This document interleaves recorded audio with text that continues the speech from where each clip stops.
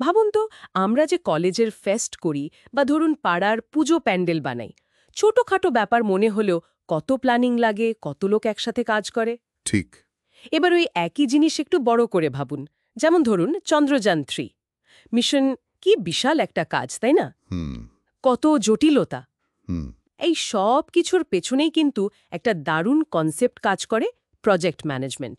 আজ আমরা এটা নিয়েই একটু গভীরে যাব। একদম ঠিক। আসলে যে কোনো উদ্যোগ যা অস্থায়ী, মানে যার একটা শুরু আর শেষ আছে, আর যার একটা নির্দিষ্ট লক্ষ্য থাকে, নতুন কিছু তৈরি করে, সেটাই তো প্রজেক্ট। আচ্ছা। যেমন আপনি বললেন চন্দ্রযান-3, ওর লক্ষ্য ছিল চাঁদের দক্ষিণ মেরুতে ঠিকঠাক নামা। হ্যাঁ। আর এই লক্ষ্যটা পূরণ করার জন্য যে জ্ঞান, দক্ষতা, নানা রকম টুলস, টেকনিক কাজে লাগিয়ে পুরো ব্যাপারটা চালানো হয়, সেটাই হলো গিয়ে প্রজেক্ট ম্যানেজমেন্ট। বাহ। অনেকটা ধরুন সিনেমা পরিচালনার মতো, আইডিয়া থেকে শুরু করে একেবারে স্ক্রিপ্ট লেখা, শুটিং, এডিটিং, শেষে রিলিজ, সবটা দেখা। বুঝেছি। কিন্তু এই কাজগুলো করতে গেলে তো অনেক বাধা বিপত্তিও আসে নিশ্চয়ই। অবশ্যই আসে। যেমন ধরুন একই সময় হয়তো দুটো প্রজেক্ট চলছে, অথচ লোক বা টাকা সীমিত, তখন তো একটা টানাটানি শুরু হয়ে যায়, তাই না? ঠিক। রিসোর্স কনস্ট্রেন্টস যাকে বলে। হ্যাঁ। আবার টিমের মধ্যে ভুল বোঝাবুঝি হতে পারে, অফিসের নিয়মকানুনের সাথে সমস্যা হতে পারে। মানে হোস্টেলে একটাই চার্জিং পয়েন্ট, অথচ ফোন 10টা, অনেকটা সেই রকম অবস্থা আর কি। একদম ঠিক উদাহরণ। তো এইগুলো সামলে একটা প্রজেক্টকে সফল করা যায় কিভাবে? দেখুন, এই চ্যালেঞ্জগুলো ঠিকঠাক সামলানোর জন্যই একটা কাঠামোর দরকার হয়, আর সেটাই হলো প্রজেক্ট লাইফ সাইকেল বা জীবনচক্র। জীবনচক্র মানে? হ্যাঁ, প্রত্যেকটা প্রজেক্টেরই একটা শুরু থেকে শেষ অবধি যাত্রা থাকে। মানুষের জীবনের ধাপগুলোর মতো আর কি, জন্ম, তারপর বেড়ে ওঠা, পূর্ণতা পাওয়া এবং শেষে সমাপ্তি। ইন্টারেস্টিং। হ্যাঁ, এই জীবনচক্রের মানে প্রজেক্টের যাত্রাপথের মূলত 4টে প্রধান ধাপ আছে। ও আচ্ছা, 4টে ধাপ। তাহলে প্রথম ধাপটা কি দিয়ে শুরু হয়? প্রথম ধাপটা হলো ইনিশিয়েশন বা কনসেপচুয়ালাইজেশন, মানে সহজ কথায় আইডিয়াটাকে বোঝা, প্রজেক্টটা আদৌ করা উচিত, কেন করছি, এর আসল উদ্দেশ্যটা কি, এগুলো ঠিক করা। যেমন চন্দ্রযান-3 এর ক্ষেত্রে চাঁদে পৌঁছানো বা পরীক্ষা করা। একদম। চাঁদের নির্দিষ্ট জায়গায় নামা, কিছু বৈজ্ঞানিক পরীক্ষা করা, এটাই ছিল উদ্দেশ্য। অনেক সময় কিন্তু মানে শুরুতেই উদ্দেশ্য বা কাজের পরিধিটা অতটা পরিষ্কার থাকে না। তাই নাকি? হ্যাঁ, সেগুলোকে আমরা বলি কোয়াসি প্রজেক্ট, মানে প্রজেক্টের মতো কিন্তু লক্ষ্য বা কাজের সীমাটা এখনো পুরোপুরি ঠিক হয়নি। সেক্ষেত্রে ওইগুলোকে স্পষ্ট করাই হয়ে দাঁড়ায় প্রথম কাজ। হুম। তাহলে ভাবুন তো, কোনো কাজ শুরু করার আগে তার কেনটা পরিষ্কার করা কতটা জরুরি। ভীষণ জরুরি। উদ্দেশ্যই যদি ঠিক না থাকে, তাহলে তো পুরো টিমটাই দিশাহীন হয়ে পড়বে। আচ্ছা, উদ্দেশ্য ঠিক হলো, তারপর? এরপর তো প্ল্যানিং নিশ্চয়ই। একদম ঠিক ধরেছেন। দ্বিতীয় ধাপ হলো প্ল্যানিং বা পরিকল্পনা। এটা হলো গিয়ে প্রজেক্টের কিভাবে করব তার একটা ডিটেল রোডম্যাপ বা নকশা তৈরি করা। মানে পুরো ব্লুপ্রিন্ট? হ্যাঁ, অনেকটা তাই। এখানে ঠিক করা হয় কাজটাকে কিভাবে ছোট ছোট ভাগে ভাঙা যায়, এটাকে বলে ওয়ার্ক ব্রেকডাউন স্ট্রাকচার বা WBS। তাতে কাজটা সামলানো অনেক সহজ হয়। আচ্ছা আচ্ছা। তারপর ধরুন একটা টাইমলাইন বা সময়সূচি তৈরি করা, যেমন গ্যান্ট চার্ট ব্যবহার করে ঠিক করা হয় কোন কাজ কখন শুরু হবে, কখন শেষ হবে। বাজেট ঠিক করা হয়, সেটা টপ ডাউনও হতে পারে, মানে ওপর থেকে বাজেট এলো, অথবা বটম আপ, মানে নিচ থেকে হিসাব করে বাজেট তৈরি হলো। হুম। আর খুব জরুরি হলো সম্ভাব্য কি কি ঝুঁকি আসতে পারে, মানে রিস্ক কি কি, আর সেগুলো সামলানোর জন্য কি ব্যবস্থা নেওয়া হবে সেটাও প্ল্যান করা। অনেকটা পরীক্ষার আগে যেমন আমরা সিলেবাস দেখি, রুটিন বানাই, সেরকম। হ্যাঁ, ঠিক ঠিক। ওই যে শুরুতে বলছিলাম রিসোর্সের টানাটানি, সেটাও তো এই প্ল্যানিংয়েই ঠিক হয়। হ্যাঁ, এই পর্যায়েই ঠিক করা হয় সম্পদ কিভাবে ভাগ করা হবে, কে কোনটা ব্যবহার করবে। এতে ওই টানাটানির সমস্যাটা অনেকটা কমে। তা পরিকল্পনা ছাড়া কি কোনো জটিল কাজ সফল হতে পারে?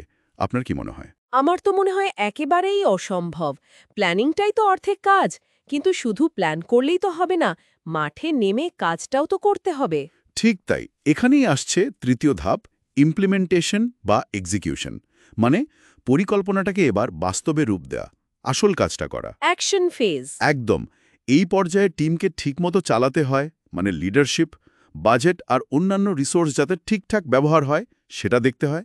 কাজের কতটা এগোলো সেটা ট্র্যাক করতে হয়, মানে মনিটরিং। হুম। দরকার পড়লে প্ল্যানে কিছু বদলও আনতে হতে পারে, মানে চেঞ্জ ম্যানেজমেন্ট। আর সবচেয়ে জরুরি যেটা সেটা হলো কমিউনিকেশন, মানে টিমের মধ্যে আবার বাইরের স্টেক হোল্ডারদের সাথেও ঠিকঠাক যোগাযোগ রাখা। কমিউনিকেশনটা খুব জরুরি বললেন। হ্যাঁ, একজন প্রজেক্ট ম্যানেজারের কিন্তু বেশিরভাগ সময়ই এই কমিউনিকেট করতেই চলে যায়। ঠিক যেমন ধরুন রেসিপি দেখে রান্না করছেন, কিন্তু মাঝে মাঝে নুন ঝাল একটু অ্যাডজাস্ট করতে হচ্ছে, সবার সাথে কথা বলে পরিবেশন করছেন, সেরকম। বাহ, দারুণ উপমা। তাহলে বলুন তো, শুধু ভালো প্ল্যান থাকলেই কি কাজটা হয়ে যায়, নাকি টিম ওয়ার্ক আর ঠিক সময়ের ঠিক যোগাযোগটা বেশি জরুরি? অবশ্যই টিম ওয়ার্ক আর কমিউনিকেশন। প্ল্যান তো গাইডলাইন, কিন্তু কাজটা তো মানুষকেই করতে হবে একসাথে মিলে। ঠিক, বেশ। কাজ হলো, লক্ষ্য পূরণ হলো, এরপর প্রজেক্ট শেষ হয় কিভাবে? এখানেই শেষ? হ্যাঁ, এরপর আসছে শেষ ধাপ, ক্লোজার বা টার্মিনেশন, মানে সব কাজ শেষ করে এবার গুছিয়ে নেবার পালা। আচ্ছা। যার জন্য কাজটা করা, মানে ক্লায়েন্ট বা অন্য কেউ, তাকে ফাইনাল প্রোডাক্ট বা রেজাল্টটা বুঝিয়ে দেওয়া, সমস্ত রিপোর্ট ডকুমেন্টেশন ফাইনাল করা। আর একটা খুব জরুরি জিনিস হলো পুরো প্রজেক্ট থেকে কি শিখলাম, মানে লেসন্স লার্নড, সেটা ভালো করে লিখে রাখা, যাতে পরের বার কাজে লাগে। ঠিক যেমন ধরুন চন্দ্রযান 3 টিম কিন্তু চন্দ্রযান 2 এর অভিজ্ঞতা থেকে অনেক কিছু শিখেছিল, সেই শিক্ষাটা এখানে কাজে লাগিয়েছে। একদম। এরপর টিমের লোকেদের অন্য প্রজেক্টে বা তাদের রেগুলার কাজে ফেরত পাঠানো হয়। আচ্ছা, প্রজেক্ট শেষ হওয়ারও কিন্তু কয়েকটা ধরন আছে। ও, তাই নাকি? কিরকম? যেমন ধরুন সবচেয়ে ভালো হলো এক্সটিংশন, মানে সফলভাবে কাজ শেষ, প্রজেক্টটা এখানেই শেষ। আবার হতে পারে অ্যাডিশন, মানে প্রজেক্টটা এতই সফল যে ওটা কোম্পানির একটা পার্মানেন্ট অংশ হয়ে গেল। আচ্ছা। ইন্টিগ্রেশন হতে পারে, মানে প্রজেক্টের লোকজনকে কোম্পানির অন্য ডিপার্টমেন্টে নিয়ে নেওয়া হলো। আর একটা খারাপ দিকও আছে, সেটা হলো স্টারভেশন, মানে মাঝপথে হয়তো ফান্ড বন্ধ হয়ে গেল বা সাপোর্ট চলে গেল, ফলে প্রজেক্টটা আর এগোতে পারল না। ওহ, সেটা তো খুব খারাপ। হ্যাঁ, তো অনেকটা পরীক্ষা শেষে যেমন আমরা রেজাল্ট দেখি, কোথায় ভালো করলাম কোথায় খারাপ, পরে ক্লাসের জন্য তৈরি হই, এটাও সেরকম। তাহলে বলুন, প্রজেক্ট শেষে তার ফলাফল আর অভিজ্ঞতাগুলো মন দিয়ে বিচার করাটা ভবিষ্যতের জন্য কতটা দরকারি? আমার তো মনে হয় খুবই দরকারি। না হলে তো একই ভুল বারবার হবে। ওয়াহ, পুরো জীবন চক্রটা বেশ পরিষ্কার হলো। তাহলে এই যে প্রজেক্ট ম্যানেজমেন্ট, এটা শুধু বড় কোম্পানির বা আইটি কোম্পানির ম্যানেজারদের বিষয় নয়, তাই তো? না না, একেবারেই নয়। আজকের দিনে যেরকম সবকিছু দ্রুত পাল্টাচ্ছে, তাতে তো মনে হচ্ছে এই দক্ষতাগুলো সবারই কম বেশি জানা দরকার। বিশেষ করে শুনছি এজাইল প্রজেক্ট ম্যানেজমেন্টের কথা খুব উঠছে। ঠিক তাই, এজাইল মানি তো পরিবর্তনের সাথে মানিয়ে চলা।